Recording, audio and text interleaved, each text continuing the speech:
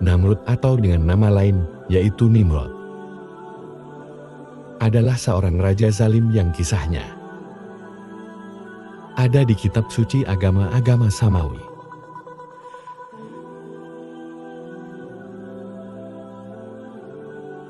KL5 dari Nabi Nuh alaihi salam. Nasabnya adalah Namrud bin Kanaan bin Kus bin Ham bin Nuh alaihi salam. Tapi ada juga riwayat lain yang mengatakan kalau Namrud bukan anak Kanaan, tapi anak dari Kus. Dan Namrud inilah orang yang pertama yang mendeklarasikan dirinya sebagai raja atas seluruh dunia. Bahkan dia juga waktu itu memaksa orang-orang untuk menyembahnya sebagai Tuhan, pun mendapat tantangan dari seorang nabi yang hidup sezaman dengannya, yaitu Nabi Ibrahim alaihi salam. Tapi di video kali ini, kita hanya akan berfokus mengisahkan Namrud dan ibunya Semiramis.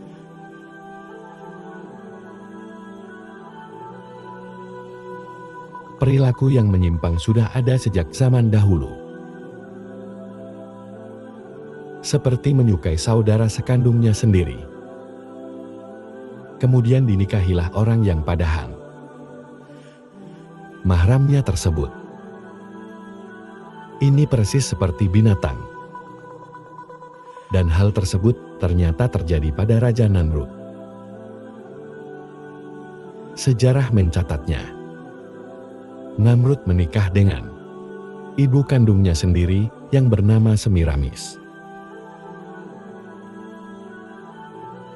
Namrud adalah seorang raja yang terkenal, yang hidup sekitar tahun 2275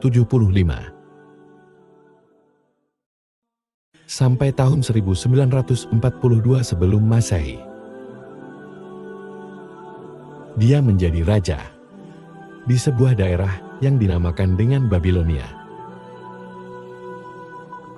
Dengan peradabannya yang terkenal bernama Mesopotamia kuno. Dan negara bekas pemerintahannya sekarang menjadi negara Irak.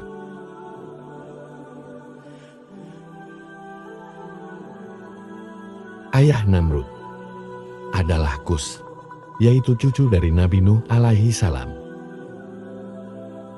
Sedangkan ibunya adalah Semiramis, atau dengan nama lain Samiram. Ibunya pada usia remaja telah menikah dengan ayahnya. Konon sehari setelah berhubungan intim dengan Semiramis, ayahnya ditakdirkan meninggal dunia. Oleh karena itu, saat Namrud lahir, dia tidak memiliki ayah. Ibunya terkenal sebagai wanita yang cantik dan bijaksana. Maka setelah Namrud lahir, konon ibunya tidak pernah disentuh oleh manusia. Dan Namrud dianggap sebagai anak yang suci. Dan inilah yang menambah keyakinan Namrud bahwa dia adalah anak Tuhan. Kemudian Namrud ini, teman-teman, adalah orang yang paling cerdas di zaman itu. Dia dianugerahi kepintaran dalam hal desain, matematika dan ilmu perbintangan. Dialah orang yang saat itu menemukan seksagesimal yang membagi lingkaran menjadi 360 derajat.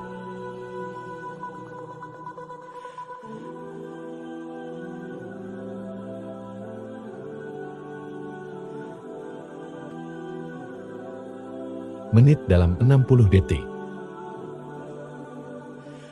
Selain itu, Namrud menetapkan bahwa satu hari terbagi dalam 24 jam. Menurut Namrud, hari bermula pada waktu tengah malam dan bukannya pada waktu matahari terbenam, seperti yang dipercayai oleh kaum sebelumnya. Di samping itu juga, Namrud juga mahir mendesain struktur bangunan besar, seperti jembatan, bertingkat dan bendungan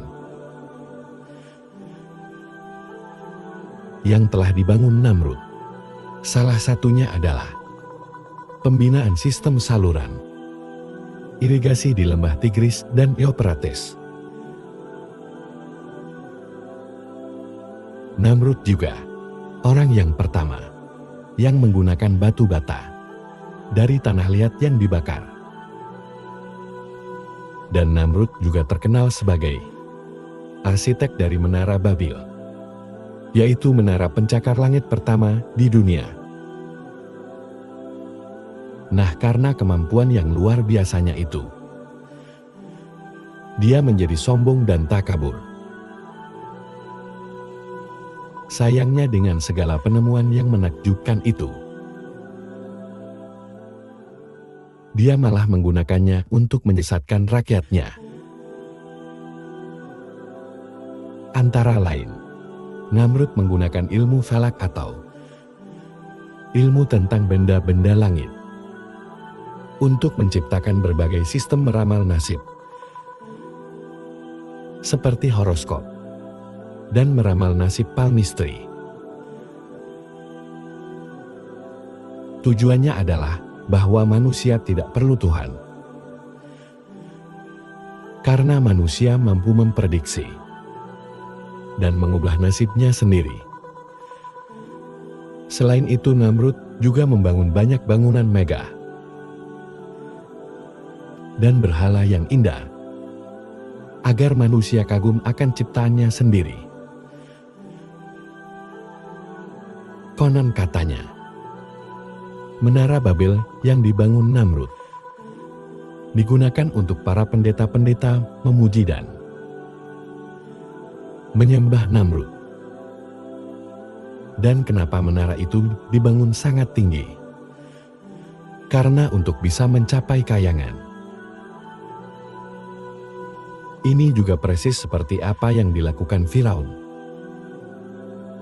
Firaun membangun piramida yang sangat tinggi karena dia ingin melihat Tuhannya, Nabi Musa, dari atas sana.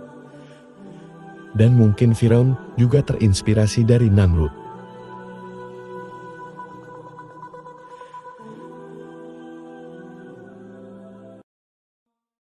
Para nabi dan raja yang ditulis oleh Imam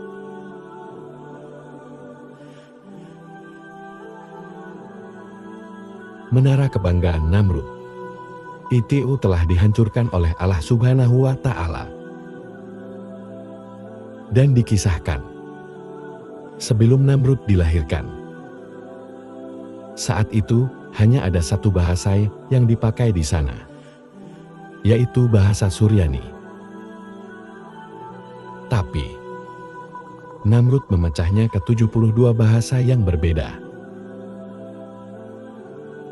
Akibatnya, mereka tidak dapat berkomunikasi satu sama yang lain. Dan mereka juga tidak bisa membangun kembali menara tersebut. Namrud juga sangat menyukai ilmu sihir yang dia gunakan untuk mempengaruhi rakyatnya. Dan konon katanya, Namrud mempelajari ilmu sihir melalui dua malaikat, Harun dan Marut, yang pernah disebutkan dalam Al-Quran.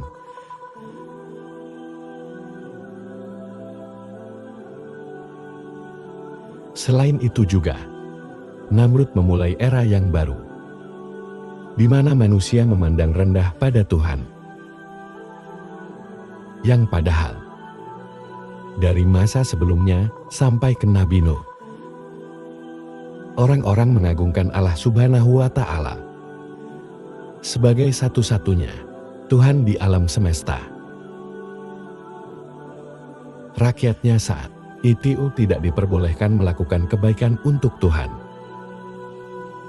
karena baginya Tuhan yang gaib adalah lemah. Oleh karena itu, orang-orang yang ada di bawah Namrud bisa mengikuti apa saja yang hawa nafsunya mau, seperti berpesta seks bebas, arak dan segala kemungkaran yang lain. Karena itulah, Namrud diberi gelar Dewa Anggur. Karena dia mabuk dengan keduniaannya, dia juga mengklaim dirinya Tuhan. Karena sebagai seorang manusia, dia merasa lebih tahu tentang kelemahan manusia lain dibanding Tuhan yang jauh terpisah dari makhluknya sendiri.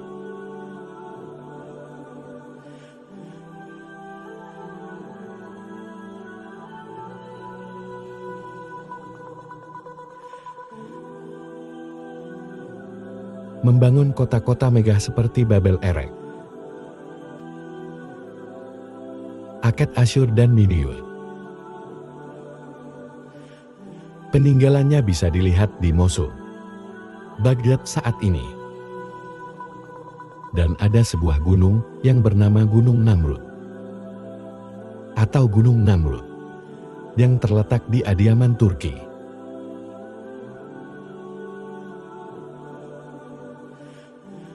Disebutkan dalam sejarah bahwasanya Semiramis menikahi Kus, cucu dari Nabi Nuh alaihi salam.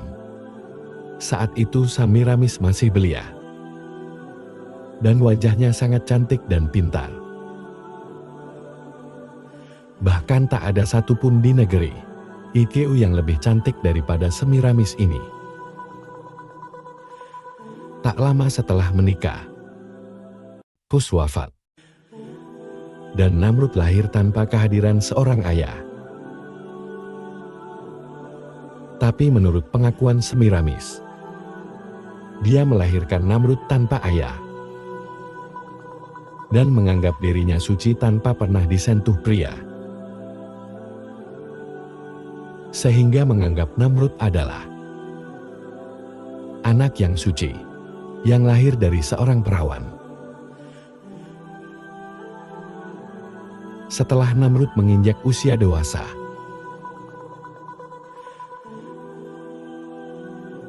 ketika gadis-gadis mendekati anaknya itu, karena dia tidak mau Namrud dimiliki oleh wanita lain, dia pun menikah dengan anak kandungnya sendiri.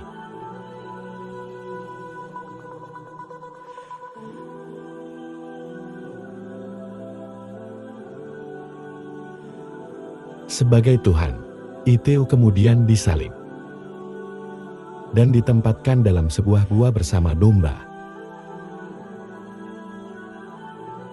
3 hari kemudian, batu yang menutup mulut gua itu terguling dan terlihat pintu masuk ke dalam gua terbuka. Dikatakan bahwa ketika itu jasad Namrud telah menghilang. Tak ada apapun di dalam gua tersebut. Setelah kematian Namrud, saat itu mereka menganggap Namrud sebagai dewa.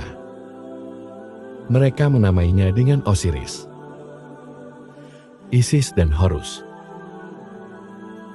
Jadi artinya, mereka memiliki 3 dewa atau 3 Tuhan yang mereka sembah sebagai bentuk dewa yang dipuja oleh orang-orang setelahnya. Orang-orang Babilonia kemudian mengadakan upacara musim semi untuk memperingati kematian dan kebangkitan Namrud. Setelah 3 hari kematian Namrud, mereka menawarkan roti bertuliskan lambang salib Surya Semiramis ibunya sekaligus istrinya menyebarkan ajaran bahwa roh Namrud tetap akan hidup selamanya. Untuk memperingatinya, sebuah pohon evergreen atau cemara ditafsirkan sebagai bukti kehidupan baru bagi Namrud. Kemudian untuk mengenang hari kelahirannya, Namrud akan hadir di pohon cemara itu dan yang digantungkan di ranting-rantingnya. Para penganut agama pagan kuno menamai pohon itu sebagai Mr. Toy. Pohon cemara adalah lambang kesuburan penting untuk upacara. Percaya bahwa dengan mendekorasi rumah dan kuil dengan tanaman hijau seperti holly,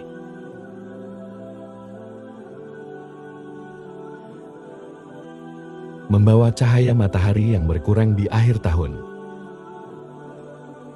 Tanaman Mr. Toy adalah tanaman yang paling sakral untuk orang-orang pengikut Druid.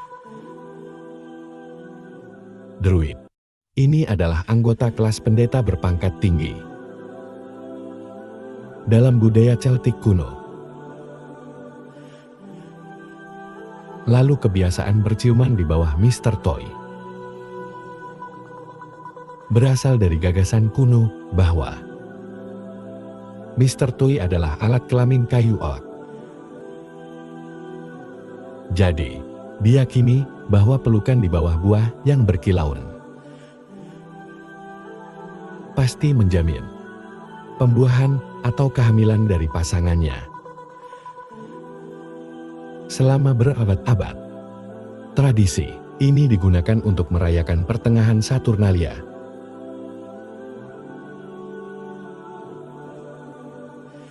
Ajaran agama Babilonia yang diajarkan Namrud dan Semiramis terdiri dari 3 elemen, yaitu api, ular dan matahari. Para pengikutnya diharuskan fokus ke matahari karena matahari merupakan bagian penting dan mereka menyembah matahari dengan harapan mendapatkan cahaya yang berujung pada kesejahteraan. Hamem jika mendengar kisah agama Babil dari Namrud ini. Mungkin sebagian dari kita akan teringat dengan ajaran agama Kristen. Karena hampir sebagian ajaran atau cara-caranya mirip. Hanya saja berbeda nama dan tokoh-tokoh yang ada di dalamnya.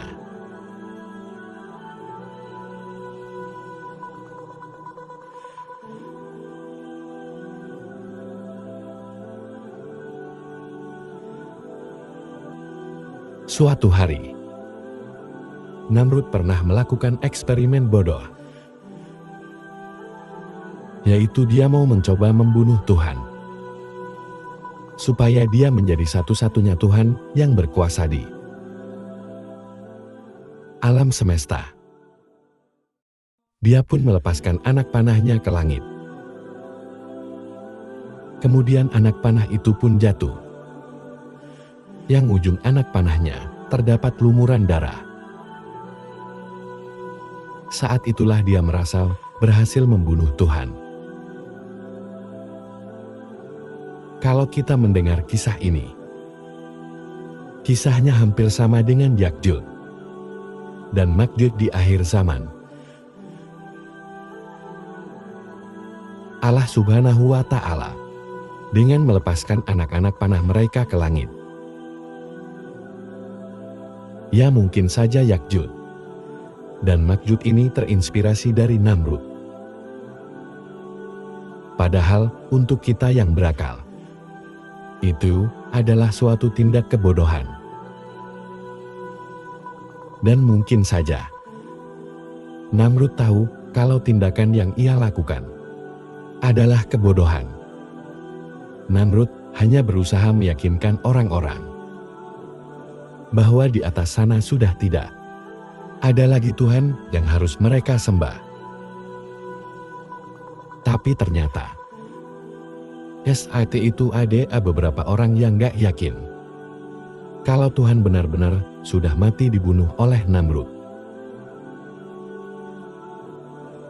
Akhirnya Namrud pun melakukan percobaannya yang kedua.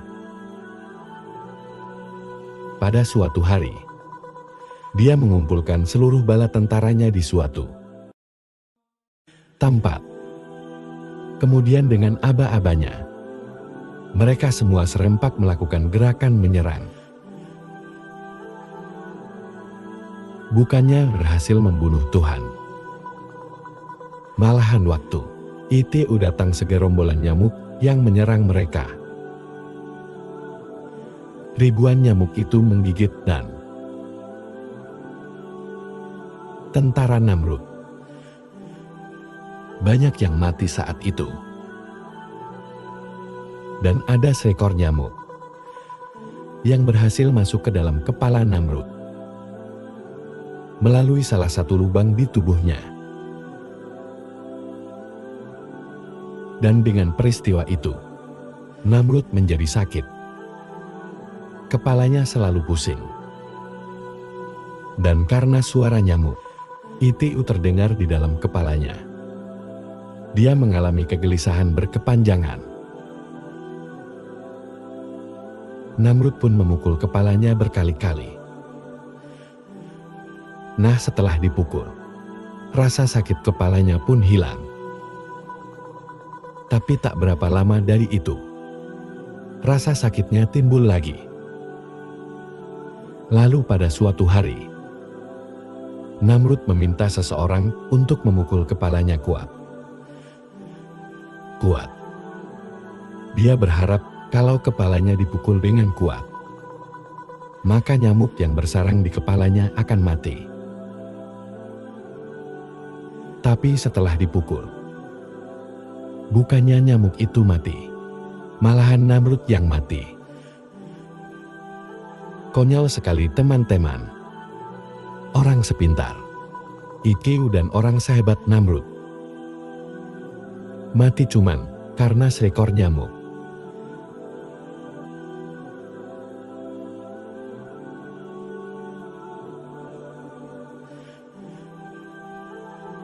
Wallahualam bisawab. Jadi itulah kisah ketika Raja Namrud menikahi ibu kandungnya sendiri. Semoga kisah ini bermanfaat. Lebih dan kurangnya mohon dimaafkan. Yang benar datangnya dari Allah Subhanahu wa Ta'ala. Hilaf atau keliru, itu datangnya dari saya pribadi sebagai manusia biasa. Sampai ketemu di kisah-kisah seru yang penuh makna. Selanjutnya, saya akhiri. Wassalamualaikum warahmatullahi wabarakatuh. Lala.